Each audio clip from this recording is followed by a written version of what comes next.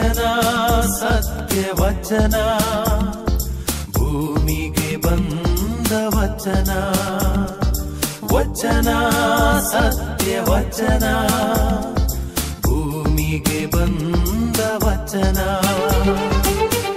ಆದಿಯಲ್ಲಿ ಇದ್ದ ವಚನ ನಮ್ಮ ನೋಡ ಬಂದ ವಚನ ವಚನ ಸತ್ಯ ವಚನ ಭೂಮಿಗೆ ಬಂದ ವಚನ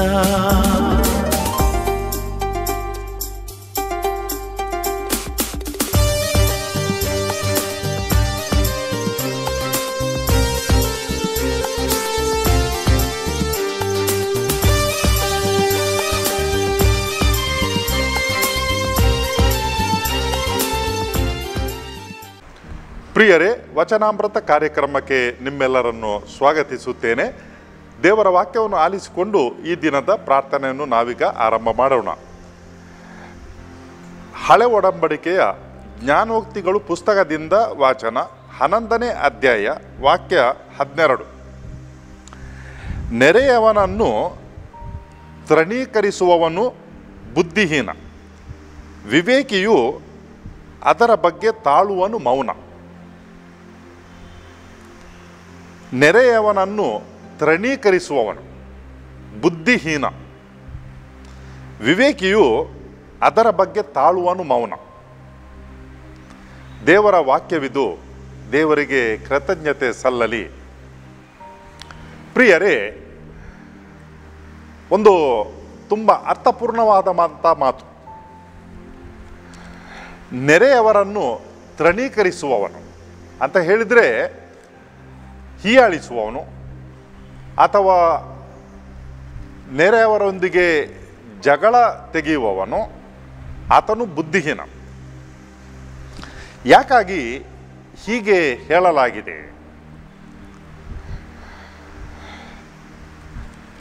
ಒಂದು ಮಾತುಂಟು,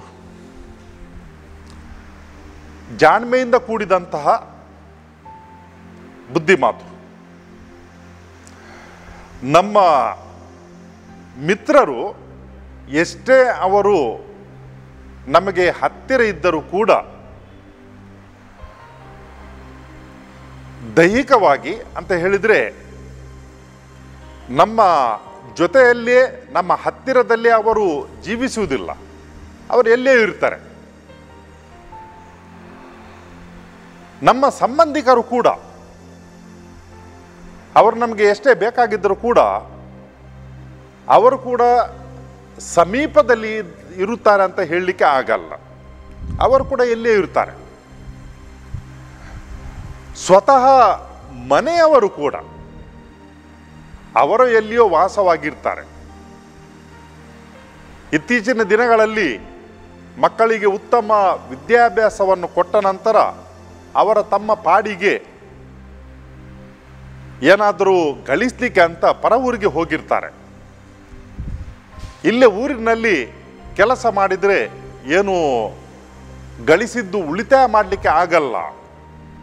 ಅದಕ್ಕಾಗಿ ಈ ಭವಿಷ್ಯ ಬಗ್ಗೆ ಯೋಚನೆ ಮಾಡಿಕೊಂಡು, ಮಕ್ಕಳ ವಿದ್ಯಾಭ್ಯಾಸ ಬಗ್ಗೆ ಯೋಚನೆ ಮಾಡಿಕೊಂಡು ಅವರೆಲ್ಲೋ ಪರ ಊರಿಗೆ ಹೋಗಿರ್ತಾರೆ. ಇಂತಹ ಸಂದರ್ಭದಲ್ಲಿ ನಮಗೆ ಕಷ್ಟ ಬಂದಾಗ ಯಾರು ನಮ್ಮ ನೆರವಿಗೆ ಬರ್ತಾರೆ ಅಥವಾ ಬರಬೇಕು? ನಮ್ಮ ಸಂಬಂಧಿಕರು ಎಲ್ಲೋ ದೂರವಿರ್ತಾರೆ ಅಥವಾ ಸ್ವತಃ ಮನೆಯ ಮಂದಿ ಇನ್ನೆಲ್ಲೋ ಇರ್ತಾರೆ. ಮನೆಯಲ್ಲಿ ಏನಾದರೂ ಕಷ್ಟ ಬಂದರೆ ಅಥವಾ ಸಂಕಷ್ಟ ಬಂದರೆ ಆ ದೂರದಲ್ಲಿರುವಂಥ ಜನರು ಮನೆಗೆ ಬಂದು ತಲುಪುವಷ್ಟರಲ್ಲಿ ಇನ್ನೇನು ಆಗಿಬಿಡ್ತದೆ. ಆಗ ನಮ್ಮ ನೆರವಿಗೆ ಬರಬೇಕಾದವರು ಯಾರು? ಅದು ಸಮೀಪದಲ್ಲಿರುವಂತಹ ನಮ್ಮ ನೆರೆಮನೆಯವರು.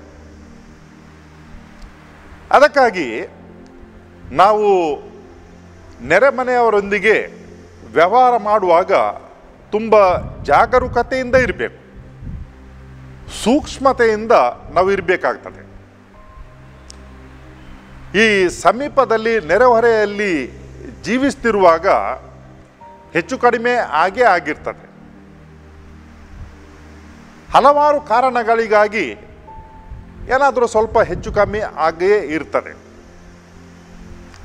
ಯಾವಾಗ ಈ ನೆರೆಹೊರೆಯವರು ಮಿತ್ರತ್ವದಿಂದ ಇರ್ತಾರೆ, ಒಳ್ಳೆಯ ಸಂಬಂಧದಿಂದ ಇರ್ತಾರೆ, ಆಗ ನಮ್ಮ ಜೀವನ ಅದು ಸಮಾಧಾನಕರವಾದಂಥ ಜೀವನ ಆಗಿರ್ತದೆ.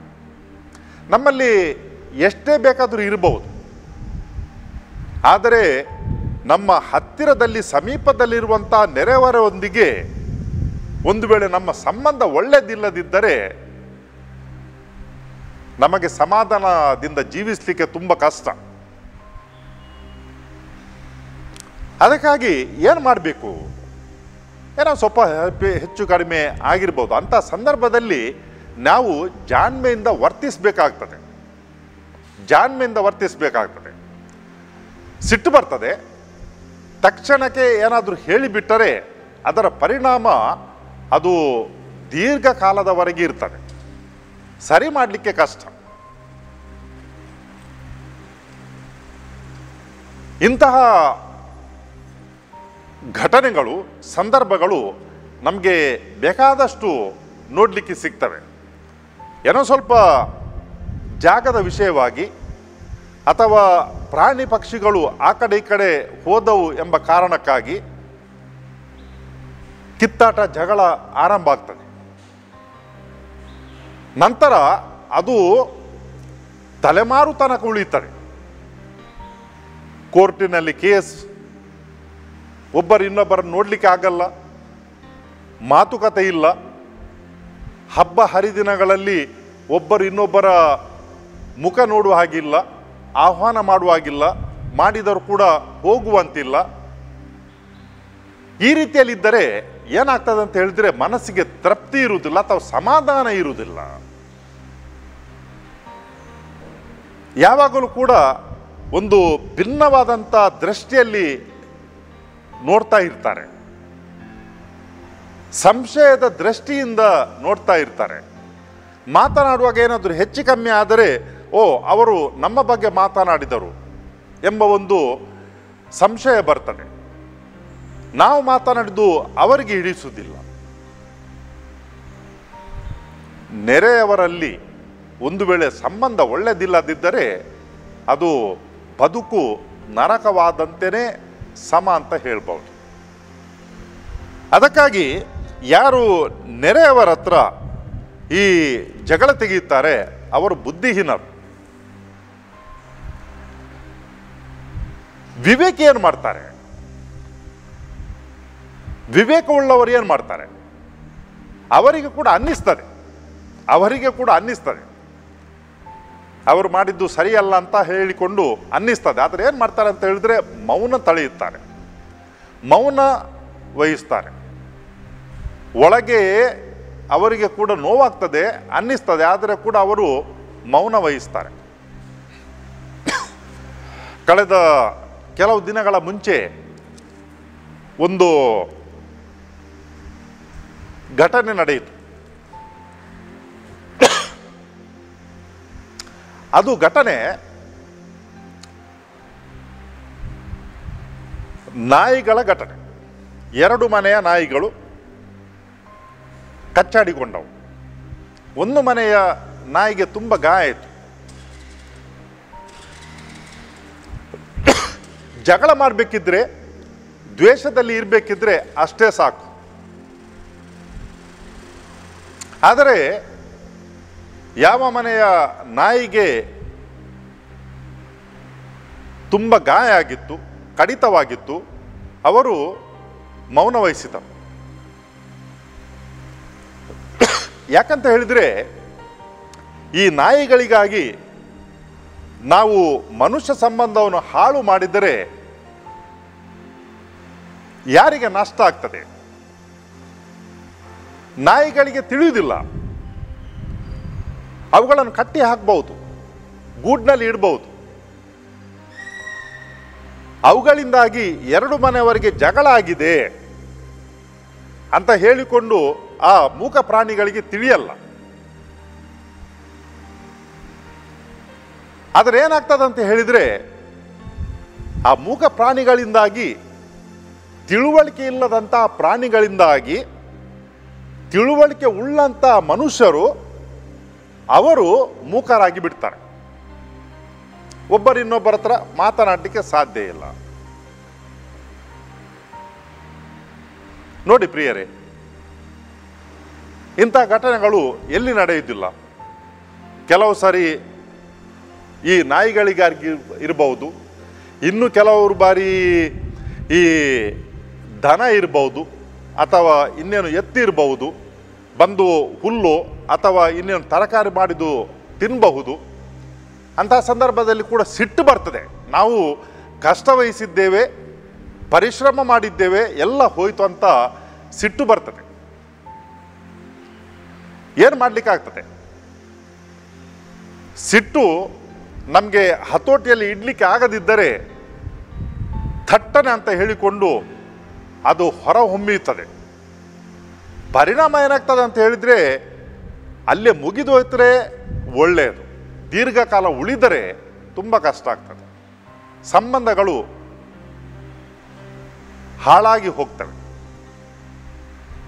ಚಿಕ್ಕ ಜಾಗದ ವಿಷಯವಾಗಿ, ಈ ನಾಯಿ ದನ ಇದರ ವಿಷಯವಾಗಿ ಇಂಥ ವಿಷಯಗಳು ಆಗಾಗ ಆಗ್ತಾ ಇರ್ತವೆ. ಚಿಕ್ಕ ಮಕ್ಕಳು ಆಡ್ತಾರೆ, ಪರಸ್ಪರ ಏನೋ ಒಂದು ಸ್ವಲ್ಪ ಹೆಚ್ಚು ಕಮ್ಮಿ ಆಗ್ತದೆ. ಆ ಸಮಯದಲ್ಲಿ ಹೆತ್ತವರಿಗೆ ತುಂಬ ಅನ್ನಿಸ್ತದೆ, ಮಕ್ಕಳಿಗಿಂತಲೂ ಜಾಸ್ತಿ ಆಗಿ. ಆ ಸಮಯದಲ್ಲಿ ಸಂಯಮ ಇಲ್ಲದಿದ್ದರೆ ತಿಳುವಳಿಕೆ ಮಾಡಿಕೊಂಡು ಒಬ್ಬರಿನ್ನೊಬ್ಬರ ಹತ್ರ ಪರಸ್ಪರ ಏನಾದರೂ ಮಾತುಕತೆ ನಡೆಸಿ ಅಲ್ಲಿ ಮುಗಿಸ್ಲಿಕ್ಕೆ ಸಾಧ್ಯ ಇಲ್ಲದಿದ್ದರೆ ಅದರ ಪರಿಣಾಮ ಕೆಟ್ಟು ಹೋಗ್ತದೆ.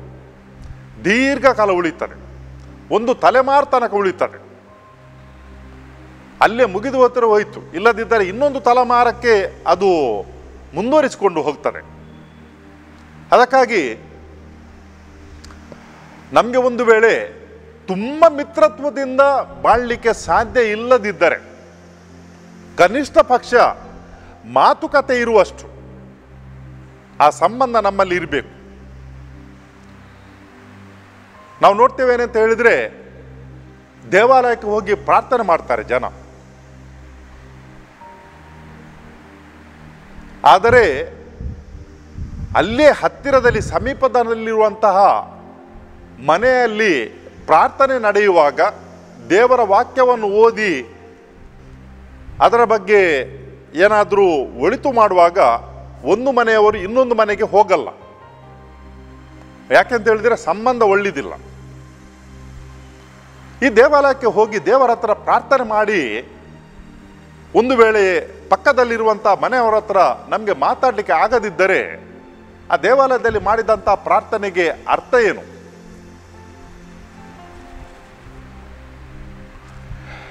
ದೇವರ ಕುಮಾರ ಯೇಸು ಸ್ವಾಮಿ ಮನುಷ್ಯರಾಗಿ ಭೂಲೋಕಕ್ಕೆ ಬಂದರು.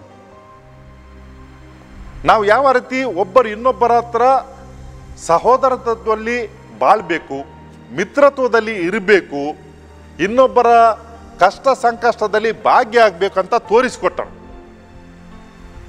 ಇದು ನಿಜವಾದ ದಾರಿ, ಯೇಸು ಸ್ವಾಮಿ ನಮಗೆ ತೋರಿಸಿಕೊಟ್ಟದ್ದು.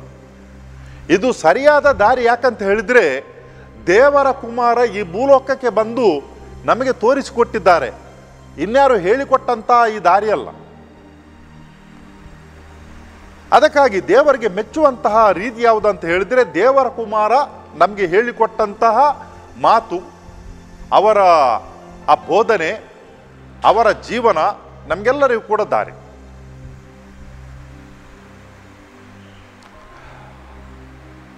ಪ್ರಿಯರೇ, ಒಂದು ಮಹತ್ವವಾದಂಥ ನಮ್ಮ ಜೀವನಕ್ಕೆ ದಿನನಿತ್ಯಕ್ಕೆ ಬೇಕಾಗಿರುವಂಥ ಒಂದು ವಾಕ್ಯ ಇಲ್ಲಿ ನಮಗೆ ನೋಡಲಿಕ್ಕೆ ಸಿಗ್ತದೆ.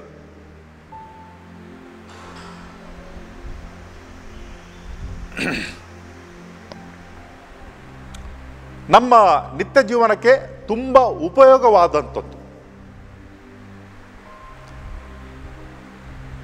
ಒಂದು ಕುಟುಂಬದಲ್ಲಿ ಇಬ್ಬರು ಸಹೋದರರು, ಹತ್ತಿರ ಪಕ್ಕದಲ್ಲಿ ಅವರ ಆಸ್ತಿ ಮತ್ತೆ ಮನೆ. ಯಾವುದೊಂದು ಚಿಕ್ಕ ಕಾರಣಕ್ಕಾಗಿ ಏನೋ ಒಂದು ಜಗಳವಾಯಿತು. ಆ ಜಗಳ ಎಷ್ಟರ ಮಟ್ಟಿಗೆ ಹೋಯ್ತಂತ ಹೇಳಿದರೆ, ಪಕ್ಕದ ಸಹೋದರರ ಈ ಎತ್ತುಗಳು ಈ ಕಡೆ ಬಂದಾಗ ಈಚೆ ಅವನು ಏನು ಮಾಡಿದಾನೆ ಅಂತ ಹೇಳಿದರೆ ಆ ಎತ್ತುಗಳ ಬಾಲವನ್ನೇ ಕಡಿದು ಬಿಟ್ಟನು. ಸರಿ, ನಿನಗೆ ಬುದ್ಧಿ ಕಲಿಸ್ತೇನಂತ ಹೇಳಿಕೊಂಡು ಆಚೆ ಅವನು ಏನು ಮಾಡಿದಾನಂತ ಹೇಳಿದರೆ ಈಚೆವನ ಮನೆಯ ಬಾವಿಗೆ ವಿಷ ಹಾಕಿಬಿಟ್ಟನು. ಈ ಒಂದು ವೈರತ್ವ ಎನ್ನುವುದು ಅದು ಎಲ್ಲಿ ತನಕ ಮನುಷ್ಯನನ್ನು ಕೊಂಡೊಯ್ಯುತ್ತದೆ? ಆ ವೈರತ್ವದ ಹಿಂದೆ ಏನಿರ್ತದೆ? ಒಂದೇ ಮಿತ್ರತ್ವ ಅಥವಾ ವೈರತ್ವ. ಮಿತ್ರತ್ವ ಇದ್ದರೆ ನಾವು ಕಣ್ಣು ಮುಚ್ಚಿ ಸಹಿಸಿಕೊಳ್ತೇವೆ, ಇಷ್ಟ ಆಗಲ್ಲ ಆದರೂ ಕೂಡ ಸಹಿಸಿಕೊಳ್ತೇವೆ. ವೈರತ್ವವಿದ್ದರೆ ಎಲ್ಲ ಕೂಡ ಕಪ್ಪೆ ಕಾಣ್ತದೆ, ನಮಗೆ ಯಾವುದು ಕೂಡ ಸರಿ ಕಾಣುವುದಿಲ್ಲ. ಕೊನೆಗೆ ನಾವು ಕೂತ್ಕೊಂಡು ಯೋಚನೆ ಮಾಡಬೇಕು, ನನಗೆ ಸಮಾಧಾನದಿಂದ ಜೀವಿಸಲಿಕ್ಕೆ ಏನು ಬೇಕು? ಅವರು ಕೆಟ್ಟದ್ದನ್ನು ಮಾಡಿದರು, ನಾನು ಅವರ ಜಗಳ ತೆಗೆದು ಅವರ ಹತ್ರ ಆ ಒಂದು ಕೆಟ್ಟದ್ದು ಮಾಡಿದ್ದನ್ನು ಸರಿ ಮಾಡಲಿಕ್ಕೆ ಸಾಧ್ಯವೇ? ಅಥವಾ ಕೆಟ್ಟದ್ದನ್ನು ಮಾಡಿದರೆ ದೇವರು ನೋಡ್ತಾರ ಅಂತ ಹೇಳಿಕೊಂಡು ಮೌನ ವಹಿಸುವುದು ಉತ್ತಮವೇ? ನಾವು ಸ್ವಲ್ಪ ಯೋಚನೆ ಮಾಡಿ ನೋಡೋಣ. ಇದು ಯಾರ್ಯಾರಿಗೂ ಬೇಕಾದಂಥ ವಿಷಯ ಅಲ್ಲ, ನಮಗೆಲ್ಲರಿಗೂ ಕೂಡ ದಿನನಿತ್ಯದಲ್ಲಿ ಸಮಾಧಾನದಿಂದ ಜೀವಿಸಲಿಕ್ಕೆ ಬೇಕಾದಂಥ ವಿಚಾರ.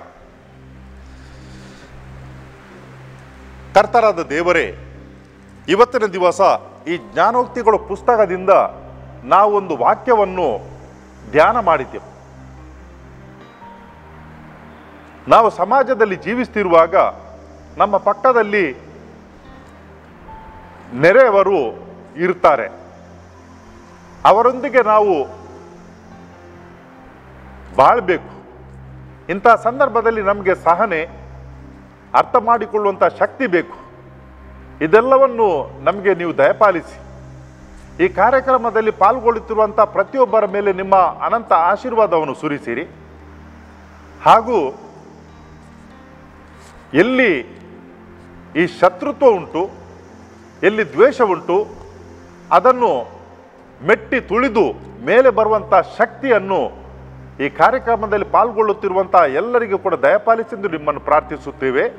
ನಿಮ್ಮ ಆಶೀರ್ವಾದಗಳನ್ನು ಅವರಿಗೆ ದಯಪಾಲಿಸೆಂದು ಪ್ರಾರ್ಥಿಸುತ್ತೇವೆ. ಈ ಪ್ರಾರ್ಥನೆ ನಿಮಗೆ ಸಲ್ಲಿಸುತ್ತೇವೆ ನಿಮ್ಮ ಪುತ್ರ ಯೇಸು ಕ್ರಿಸ್ತರ ಮುಖಾಂತರ. ಆಮೆನ್.